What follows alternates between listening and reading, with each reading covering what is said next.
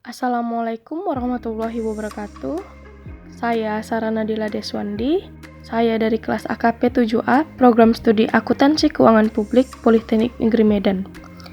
Di sini saya akan mempresentasikan mengenai pengendalian internal dengan dosen pengampu, Ibu Dr. Deliana Tarmuzi, SEAK MSI CA.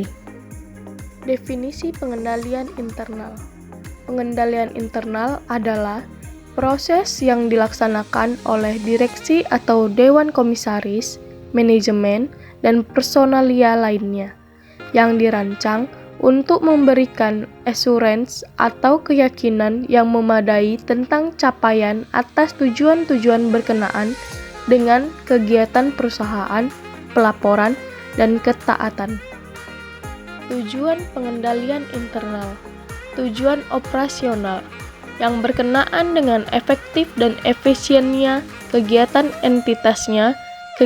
entitas termasuk tercapainya sasaran operasional dan keuangan, serta pengamanan aset terhadap kerugian, misalnya terhadap pencurian, bencana alam, dan seterusnya. Tujuan pelaporan yang berkenaan dengan pelaporan keuangan internal dan eksternal, serta pelaporan non-keuangan. Dari sisi dapat dipercayanya, tepat waktu, keterbukaan, atau syarat-syarat lain yang ditentukan regulator atau aturan perundang-undangan lembaga yang menetapkan standar. Tujuan ketaatan yang berkenaan dengan ketaatan terhadap hukum dan ketentuan perundang-undangan yang relevan dan entitas tersebut. 17 prinsip pengendalian internal. Komponen pertama, lingkungan pengendalian, terbagi atas 5 komponen. Yang kedua, komponen penilaian risiko, terbagi atas 4. Komponen ketiga, kegiatan pengendalian, terbagi atas 3. Yang keempat, komponen informasi dan komunikasi, terbagi atas 3. Komponen yang kelima, kegiatan pemantauan, terbagi atas 2. Komponen yang pertama,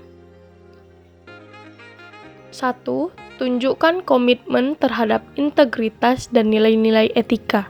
Yang kedua, laksanakan tanggung jawab pengawasan. Yang ketiga, ciptakan struktur wewenang dan tanggung jawab. Yang keempat, tunjukkan komitmen terhadap kompetensi. Yang kelima, tegakkan akuntabilitas. Komponen kedua terdiri dari 1. Tentukan tujuan yang tepat. 2. Identifikasi dan lakukan analisis resiko. 3. Nilai kemungkinan resiko kecurangan. 4. Identifikasi dan lakukan analisis terhadap perubahan penting atau signifikan. Komponen yang ketiga terdiri dari 1.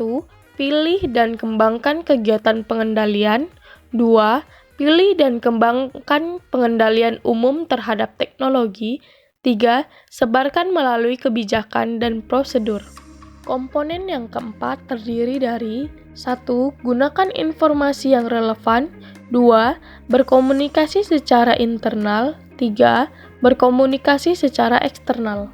Komponen yang kelima terdiri dari atas 2. Yang pertama, lakukan evaluasi berkelanjutan dan atau evaluasi terpisah.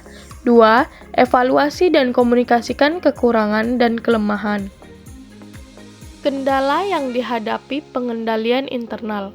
Kesesuaian antara tujuan-tujuan yang ditetapkan yang merupakan prakondisi bagi pengendalian internal. Yang kedua, kesalahan manusia dalam membuat pertimbangan. Yang ketiga, kesalahan. Misalnya kesalahan pembukuan dan bisa terjadi karena kesalahan manusia. Yang keempat, pimpinan bisa saja memutuskan lain dari aturan. Yang kelima, persekongkolan di antara berbagai pihak menyebabkan pemisahan tugas menjadi tidak berfungsi. Inherent risks, controllable risks, dan residual risks. Inherent risks gabungan antara faktor-faktor resiko di dalam dan di luar organisasi dalam keadaan yang murni, belum dikendalikan, atau resiko tanda petik kotor dengan asumsi belum ada pengendalian internal. Controllable risk, bagian dari inherent risk yang dapat ditekan atau dikurangi manajemen melalui kegiatan sehari-hari dan kegiatan manajemen.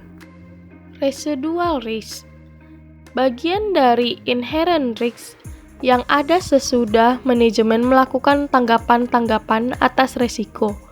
Residual risk ini kadang-kadang dinamakan risiko bersih. Sekian presentasi dari saya. Jika ada salah, saya mohon maaf. Wabillahi taufik wal hidayah. Wassalamualaikum warahmatullahi wabarakatuh.